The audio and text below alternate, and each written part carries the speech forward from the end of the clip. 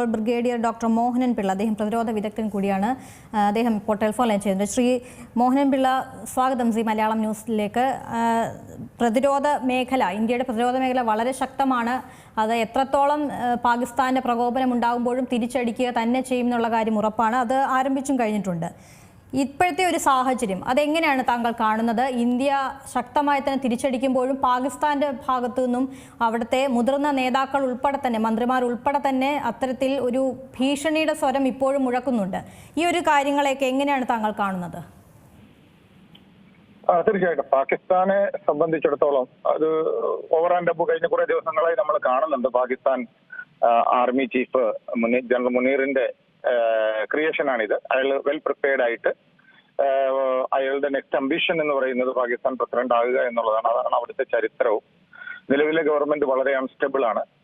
PML-ഉം അതുപോലെ തന്നെ PPP-യും ചേർന്നുള്ള കോയിലേഷൻ ഗവൺമെന്റ് അവിടെ നല്ല രീതിയിലല്ല പോകുന്നത്. അപ്പൊ അതിന്റെ ഒരു പ്രത്യാഘാതം കൂടെ ഉണ്ട്. അതുപോലെ ഇതിനകത്ത് നമ്മൾ കാണേണ്ട ഒരു വിഷയം എന്ന് പറഞ്ഞു കഴിഞ്ഞാൽ അവര് എല്ലായ്പ്പോഴും പറയുന്ന ഒരേ പാട്ട് ഒന്ന് കാശ്മീരാണ്. കാശ്മീരും രാഗം, ദാനം, പർലിവി എല്ലാം അവർക്ക് കാശ്മീർ മാത്രമേ ഉള്ളൂ. കാശ്മീർ ഇല്ലാതെ പാകിസ്ഥാൻ ആർമിക്ക് ഒന്നും സംസാരിക്കാനില്ല. സോറി, ഞാൻ പാകിസ്ഥാൻ ആർമി എന്ന് ഒരിക്കലും വിശേഷിപ്പിക്കില്ല. ആദ്യമായിട്ട് നിങ്ങളോട് പാകിസ്ഥാൻ എന്ന് പറഞ്ഞാൽ I always call that state as a Terroristan. Because ആ ഒരു ടെററിസ്ഥാൻ എന്ന് വേണം ഞാൻ എപ്പോഴും അഡ്രസ് ചെയ്യാറുള്ളത്. ആ ടെററിസ്ഥാനെ സംബന്ധിച്ചിടത്തോളം അവർക്ക് ഒരേ ഒരു രാഗവും താനവും പല്ലവി എല്ലാം ഒന്നേ ഉള്ളൂ, കാശ്മീർ. കാശ്മീർ ഇല്ലാതെ അവർക്ക് ഒന്നുമില്ല. അവിടെ എന്തൊക്കെ ഇഷ്യൂ പാകിസ്ഥാനിൽ ഇന്റേണൽ ഉണ്ടെങ്കിലും ആൾക്കാരുടെ ശ്രദ്ധ തിരിച്ചു പിടിക്കാനും ദേശത്തെ അല്ലെങ്കിൽ ആ ടെററിസ്ഥാനെ ഒന്നിച്ചു നിർത്താനുമായിട്ട് അവർ പാകിസ്ഥാനെ കുറിച്ച് മാത്രമേ സംസാരിക്കാറുള്ളൂ. അങ്ങനെയുള്ള സംസാരങ്ങൾ വളരെ നല്ല രീതിയിൽ അവിടെ അവർ എൻകാഷ് ചെയ്യാറുമുണ്ട്. ടെററിസം ഒരിക്കലും അവർ ഇത് ചെയ്യത്തില്ല. പക്ഷെ ഇന്നലെ അവിടുത്തെ പ്രതിരോധ വക്താവ് തന്നെ വളരെ വ്യക്തമായിട്ട് പറഞ്ഞു, കഴിഞ്ഞ 30 വർഷമായിട്ട് അമേരിക്കയുടെ ഹെൽപ്പോടുകൂടി തന്നെയാണ് ഞങ്ങൾ ഈ ടെററിസത്തിനെ വളർത്തിക്കൊണ്ട് വന്നത്. ഒടുവിൽ അമേരിക്ക ഇപ്പൊ ഞങ്ങളെ കൈവിടുന്ന ഒരവസ്ഥ വരുന്നു, പക്ഷെ അതൊരിക്കലും നടക്കില്ല എന്ന് പറഞ്ഞു. പക്ഷെ പാകിസ്ഥാൻ ടെററിസ്ഥാൻ ഉദ്ദേശിച്ചതുപോലെ തന്നെയാണ് കാര്യങ്ങൾ നടക്കുന്ന കാര്യം അമേരിക്ക വളരെ ക്രിസ്റ്റൽ ക്ലിയർ ടേംസിൽ പറഞ്ഞു. പാകിസ്ഥാൻ ടെററിസ്ഥാനും ഞങ്ങളുടെ ഫ്രണ്ടാണ്, അതുപോലെ ഇന്ത്യയും ഞങ്ങളുടെ ഫ്രണ്ടാണെന്ന് പറഞ്ഞപ്പോൾ തന്നെ അവർക്ക് ഇച്ചിരി ധൈര്യം കൂടിയിട്ടുണ്ട്. പക്ഷെ പിന്നെ എപ്പോഴൊക്കെ പ്രൊവോക്കേഷൻ ഉണ്ടെങ്കിലും ടെററിസ്ഥാൻ പറയുന്നത് ഞങ്ങളുടെ കയ്യിൽ ന്യൂക്ലിയർ ഉണ്ട് എന്ന്. അത് വെച്ചിട്ട് ഒരു കാരണവശാലും നമ്മൾ ഭയപ്പെടേണ്ട ഒരു കാര്യമില്ല. കാര്യം അവരുടെ ന്യൂക്ലിയർ ആഴ്സണൽ എന്തൊക്കെയുണ്ടെന്ന് പറഞ്ഞു കഴിഞ്ഞാലും അതിനെയൊക്കെ പ്രതിരോധിക്കുക എന്നുള്ളതാണല്ലോ മെയിൻ ആയിട്ടുള്ള ഒരു ഇഷ്യൂ. അത് ഒരു കാരണവശാലും ന്യൂക്ലിയർ സ്റ്റെപ്പിലേക്ക് ഒരു ടെററിസ്ഥാൻ പോകും എന്ന് നമുക്ക് വിചാരിക്കാൻ പറ്റില്ല. കാര്യം അവരെ കൺട്രോൾ ചെയ്യുന്നത് 101% ചൈനയും പിന്നെ US-ഉമാണ്. അപ്പം ഒരിക്കലും അവരൊന്നും ഈ ഒരു സ്റ്റേജിലോട്ട് അവർ പോകാൻ ഇഷ്ടപ്പെടില്ല. അഥവാ വേഴ്സ് കംഫോർട്ട് സിറ്റുവേഷനിൽ അവരഥവാ അതിന് മുതിർന്നാൽ പോലും അത് എന്താണ് അൾട്ടിമേറ്റ്ലി വരാൻ പോകുന്നത് ഇന്ത്യയെ സംബന്ധിച്ചിടത്തോളം maximum it may be affected in Rajasthan or Punjab or something like that. അവരെ സംബന്ധിച്ചിടത്തോളം ടെററിസ്ഥാൻ എന്ന് പറയുന്ന ഒരു രാജ്യം ഭൂലോകത്തിന്റെ മാപ്പിൽ നിന്ന് തന്നെ ഇല്ലായ്മ ആയി പോകും ഇന്ത്യ റിട്ടാലിയേറ്റ് ചെയ്ത് കഴിഞ്ഞാൽ ന്യൂക്ലിയർ വെയിൽ. അതുകൊണ്ട് ഒരിക്കലും അവരതിന് മുതിരില്ല. നമ്മൾ കുറെയെങ്കിലും ബാക്കി കാണും. ആ ഒരു അവരതൊക്കെ ഈ ഓലപ്പാമ്പിട്ട് പേടിപ്പിക്കുന്ന രീതിയിലുള്ളതാണ്, പ്രൊവോക്കേറ്റ് ചെയ്യുക. അപ്പൊ തീർച്ചയായിട്ടും ഏത് രാജ്യമാണെങ്കിലും ഇപ്പൊ നമ്മൾ നേപ്പാളുമായിട്ട് ഒരു അറ്റാക്ക് ഉണ്ടായാലും അല്ലെ ബംഗ്ലാദേശുമായിട്ട് അറ്റാക്ക് ഉണ്ടായാലും ബംഗ്ലാദേശും അങ്ങനെ പറയാം. അതായത് ഓരോ രാജ്യവും അവരുടെ നിലനിൽപ്പിന് വേണ്ടി സ്റ്റേറ്റ്മെന്റ് കൊടുത്തുകൊണ്ടേയിരിക്കും. അതാ ജനങ്ങളുടെ മുന്നിൽ വെച്ചിട്ടുള്ളതാണ്. ജനങ്ങളുടെ മൊറാൽ, ട്രൂപ്സിന്റെ മൊറാൽ ഹൈ ചെയ്യാനായിട്ട് ആ രാജ്യത്തിന്റെ പ്രതിരോധം മന്ത്രിയും അതുപോലെ തന്നെ ഡിഫൻസും എല്ലായ്പ്പോഴും ഞങ്ങൾ ഹൈ ആണെന്ന് തന്നെ പറയുള്ളൂ. ഇപ്പൊ നേപ്പാൾ ആർമിയോട് ചോദിച്ചാൽ ഇന്ത്യയുമായിട്ട് ഫൈറ്റ് ചെയ്യാൻ റെഡിയാണെന്ന് ചോദിച്ചാൽ ഞങ്ങൾ റെഡിയാണെന്ന് മാത്രമേ പറയുള്ളൂ. അത് അവരുടെ ഏതൊരു ആർമിയുടെയും രീതി അതാണ്. പക്ഷേ ഇപ്പോൾ നമ്മളെ സംബന്ധിച്ചിടത്തോളം അവര് ഈ ഒരു സർജിക്കൽ സ്ട്രൈക്ക് അല്ലെങ്കിൽ ബാലാക്കോട്ട് മാതിരിയുള്ള അറ്റാക്കുകളൊക്കെ ഇപ്പോൾ നടക്കാൻ പ്രയാസമാണ്. കാരണം അവരത് നല്ല രീതിയിൽ പ്ലാൻ ചെയ്തിട്ട് അതെല്ലാം വെക്കേറ്റ് ചെയ്തിട്ടുണ്ട്. നമ്മളിപ്പോ അങ്ങനെ ഒരു അറ്റാക്ക് പറ്റില്ല. പിന്നെ നമുക്ക് ചെയ്യാവുന്ന പ്രൊസിഷൻ ബോംബിംഗ് അല്ലാന്നുണ്ടെങ്കിൽ ടാർഗറ്റ് ചെയ്തിട്ട് മിലിറ്ററി ഇൻസ്റ്റലേഷൻസ് അല്ലെ എസ്റ്റാബ്ലിഷ്മെന്റ് മാത്രമാണ് നമുക്ക് കൊടുക്കാൻ പറ്റുന്നത്, ആ അറ്റാക്ക് ചെയ്യാൻ പറ്റുന്നത്. അത് ഹൈലൈറ്റ് ചെയ്തുകൊണ്ട് അതിനെ മാത്രം ടാർഗറ്റഡ് ബോംബിംഗ് ചെയ്തുകൊണ്ടിരിക്കണം. അത് ഒരു ഓപ്ഷനാണ്. അല്ല എങ്കിൽ ലിമിറ്റഡ് വാർ, ഒഫൻസീവ് ആക്ഷൻ എന്നുള്ള രീതിയിൽ ലിമിറ്റഡ് വാർ. കാര്യം നമ്മുടെ മുൻഗാമികൾ പൊളിറ്റിക്കൽ ഡിസിഷൻസ് അനുസരിച്ചിട്ട് ചെയ്തിട്ടുള്ള എല്ലാ കാര്യങ്ങളും even for the present government as well അത് ചെയ്തിട്ടുള്ള തെറ്റുകൾക്കെല്ലാം കൂടിയുള്ള ഒരു ഫലം നമ്മുടെ കയ്യിൽ നിന്നും അവരെപ്പോഴും പറയുന്നത് ഈ വെളിയിലുള്ള ഒരു പ്രൊജക്ഷൻ എന്ന് പറഞ്ഞു കഴിഞ്ഞാൽ ഒന്ന് പാകിസ്ഥാൻ ഒക്കുപ്പൈഡ് കാശ്മീർ എന്നും ഇന്ത്യൻ അഡ്മിനിസ്ട്രേറ്റഡ് കാശ്മീർ എന്നുമാണ് വെളിയിലുള്ള രാജ്യങ്ങൾ ഈ കാശ്മീരിനെ കുറിച്ച് പറയുന്നത്. കാശ്മീർ ഇന്ത്യയുടെ അവിഭാജ്യ part and parcel and internal part of India എന്നുള്ളത് 110% everybody knows. Still people generally address Pakistan occupied and Indian administered Kashmir, അതായത് നമ്മുടെ ജമ്മു ആൻഡ് കാശ്മീരിന് ഇന്ത്യൻ അഡ്മിനിസ്ട്രേറ്റഡ് കാശ്മീർ എന്നാണ് പറയുന്നത്. അപ്പൊ അതൊന്ന് മാറ്റിയെടുക്കാൻ കിട്ടിയ ഒരു അവസരമാണ് ലിമിറ്റഡ് ഒഫൻസീവ് ആയിട്ട് ലിമിറ്റഡ് വാർ.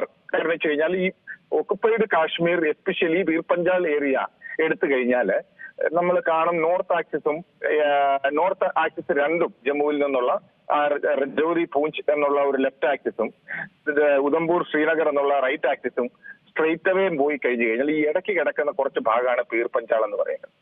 ഈ പീർ പഞ്ചാൾ ഒരു സമയത്ത് ടൂറിസ്റ്റ് ഹെവൻ ആയിരുന്നു, ഇപ്പൊ അത് ടെററിസ്റ്റ് ഹെവനാണ്. അത് ഈ ടെററിസ്ഥാന്റെ കയ്യിലാണ്.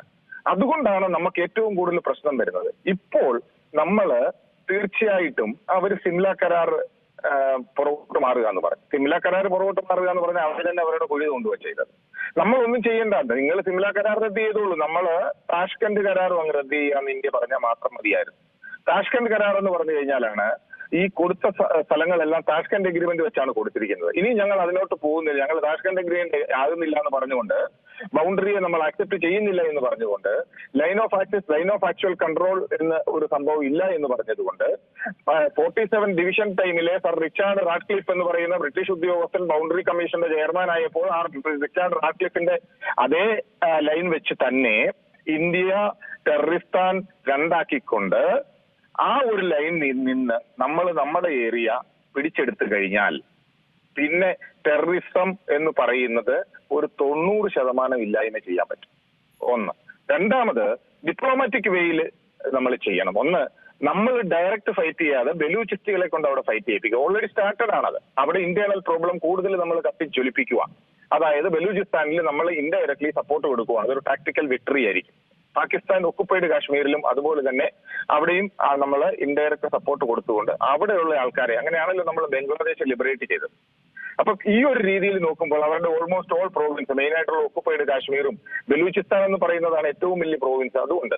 പിന്നെ ഇപ്പം ഈ ഇൻഡസ് റിവറിന്റെ ബ്ലോക്കേഡ് വരുമ്പോൾ ഈ അഫക്റ്റ് ആകാൻ പോകുന്ന 2 പ്രവിശ്യകൾ എന്ന് പറയുന്നത്, അതായത് സിന്ധു ആണ് മെയിൻ ആയിട്ടുള്ളത്. അപ്പം ആ ഒരു പ്രവിശ്യയും ഇതുമായിട്ട് അഫക്റ്റ് ആകും. പക്ഷെ ഞാൻ കാണുന്നത് ഇപ്പം ഇമ്മീഡിയറ്റ് ആയിട്ട് സിന്ധു നദിയിലെ വെള്ളം ബ്ലോക്കേഡ് കൊണ്ട് ഒന്നും ആകാൻ പോകുന്നില്ല. കാരണം അവിടെ നമ്മള് വെള്ളം കൊടുക്കാതിരിക്കണമെന്നുണ്ടെന്നുണ്ടെങ്കിൽ നല്ല രീതിയിൽ ഡാം കൺസ്ട്രക്ട് ചെയ്തേ പറ്റുള്ളൂ. അപ്പൊ ഡാം ഇന്ന് കൺസ്ട്രക്ട് ചെയ്തിട്ടില്ല, പ്ലാനിങ് ആണ്. നമ്മൾ കൊടുക്കില്ല എന്ന് പറയുന്നത്. In future we will do it, അതാണല്ലോ പ്ലാൻ. പക്ഷേ അവര് ഡാം കൺസ്ട്രക്ഷൻ ഒക്കെ എങ്ങനെ സഹകരിക്കും എന്നുള്ളതൊരു മെയിൻ ഇഷ്യൂ ആണ്. അല്ല എന്നുണ്ടെങ്കിൽ നമ്മൾ പുറമെ ഇങ്ങനെ പറയും വെള്ളം കൊടുക്കില്ല എന്ന് പറയും. പക്ഷെ സിന്ധു നദി ഒഴുകിക്കൊണ്ടിരിക്കും 1, 2, 3 മാസം ഡാം കൺസ്ട്രക്ട് ചെയ്യുന്നത് വരെ. വെള്ളം ഡൈവേർട്ട് ചെയ്യണമല്ലോ. ഇപ്പോൾ ഒഴുകിക്കൊണ്ടിരിക്കുന്ന വെള്ളം ഇന്ത്യയിൽ കൂടി തന്നെ ഡൈവേർട്ട് ചെയ്യാനുള്ള ഒരു പ്ലാനിങ് ഉണ്ടാക്കണം. അതാണ് ഒരു ഹിമാലയൻ ടാസ്ക് ആണ്. രണ്ടാമത് അവരൊരു കൺസ്ട്രക്ഷന് വേണ്ടി അവർ എഗ്രി ചെയ്യുന്നുള്ളത്. കാര്യം വർഷങ്ങളായിട്ട് നമ്മൾ ട്രൈ ചെയ്യുന്നതാണ് ബോർഡറിൽ ഫെൻസിങ് ചെയ്യാനായിട്ട്. ഇപ്പോഴും 100% ഫെൻസിങ് ആയിട്ടില്ല. അപ്പം അത് അവർ സമ്മതിക്കാറില്ല ഒരു കാരണവശാലും. അപ്പൊ അങ്ങനെയൊക്കെയുള്ള കാര്യങ്ങളുണ്ട്. ഡെറ്ററൻസ് ഉണ്ട്.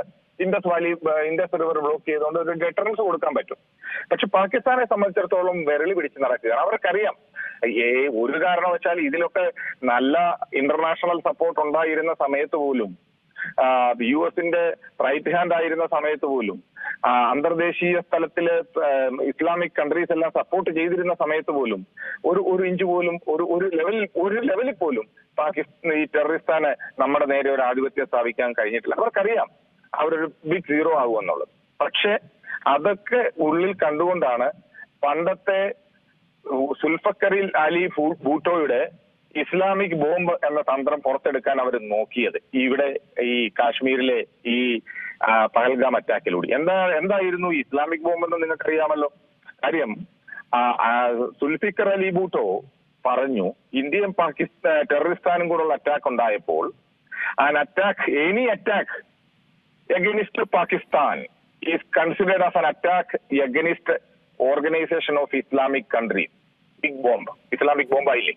കാര്യം ഈ ടെററിസ്ഥാനെ ഇന്ത്യ അറ്റാക്ക് ചെയ്യുവാണെന്നുണ്ടെങ്കിൽ വിത്തൗട്ട് എനി പ്രൊവോക്കേഷൻ ഏത് ഇസ്ലാമിക് കൺട്രീസിനും ഇന്ത്യയെ അറ്റാക്ക് ചെയ്യാമെന്ന് പറയും. അതാണ് ഇസ്ലാമിക് ബോംബ് എന്ന് പറയുന്ന ഡിപ്ലോമസി. അപ്പോഴാണ് വളരെ ക്ലവറായിട്ടുള്ള ഇന്ദിരാഗാന്ധി നമ്മൾ നേരെ ചെന്നിട്ട് ഇസ്രയേലുമായിട്ട് എഗ്രിമെന്റ് ഉണ്ടാക്കുന്നത്. എന്താണ് ഇസ്രയേലുമായിട്ട് എഗ്രിമെന്റ് ഉണ്ടാക്കിയത്? An attack against India is considered as an attack against Israel. അപ്പൊ ഇസ്രയേലിന് ഇടപെടാം. അതോടെ അവിടെ ന്യൂട്രലായി. അങ്ങനെയാണ് ഈ പഹൽഗാമിൽ അവര് റിലീജിയൻ ഇൻഡോക്ട്രിനേറ്റ് ചെയ്യുന്നതിന് വേണ്ടി പെർട്ടിക്കുലർ ആയിട്ട് ടാർഗറ്റ് ചെയ്ത് ചെയ്തു എന്ന് പറയുന്നത്. അവർ വിചാരിച്ചു ഇന്ത്യയിൽ ഡിവിഷൻ ഉണ്ടാകും. പക്ഷെ ഇന്ത്യൻ ജനത ഈ പറയുന്ന മാതിരി അത്ര അവരുദ്ദേശിച്ച രീതിയിൽ കാര്യങ്ങളൊന്നും നടന്നില്ല. കാര്യം ഇന്ത്യൻ ജനതയ്ക്ക് അതിനുള്ള കഴിവുണ്ട്. ഒരു പെർട്ടിക്കുലർ കമ്മ്യൂണിറ്റി, ഇസ്ലാം കമ്മ്യൂണിറ്റി എന്ന് പറയുന്ന മൊത്തം അങ്ങനെ അല്ല എന്നുള്ളത് ഇന്ത്യൻ ജനതയ്ക്ക് നല്ലതുപോലെ അറിയാം. അത് വീണ്ടും ഇന്ത്യൻ ജനതയ്ക്ക് അറിയാം, ജിഹാദികളെയാണ്, ഈ മുസ്ലിം കമ്മ്യൂണിറ്റിയിലെ ജിഹാദികളെയാണ് സെപ്പറേറ്റ് ഔട്ട് ചെയ്യേണ്ടതെന്നുള്ളത്. അത് മനസ്സിലാക്കാൻ തുടങ്ങിയതോടുകൂടി ആ പ്രശ്നങ്ങളും തീർന്നു. അതുകൊണ്ട് പാകിസ്ഥാൻ എല്ലാ രീതിയിലും വിരൽ പിടിച്ചിരിക്കുന്നു. അവർക്ക് അതിനുള്ള പണിഷ്മെന്റ് കിട്ടിയിരിക്കും. പക്ഷേ റൈറ്റ് ടൈം റൈറ്റ് പ്ലേസ്. നമ്മൾ ചുമ്മാ അങ്ങോട്ട് ബോംബാർഡ് ചെയ്തിട്ട് കാര്യമില്ല. ഒരു വേക്കന്റ് പ്ലേസിൽ കൊണ്ട് ബോംബാർഡ് ചെയ്തിട്ട് കാര്യമില്ല. We are waiting and all options are open. Wait and watch policy we are following. We will definitely do it. That is going to happen. But then that is $1 million question. ഏറ്റവും പുതിയ വാർത്തകളും വിശേഷങ്ങളും വിരൽ തുമ്പിലറിയാൻ Zee Malayalam news എല്ലാ digital പ്ലാറ്റ്ഫോമുകളിലും ലഭ്യം.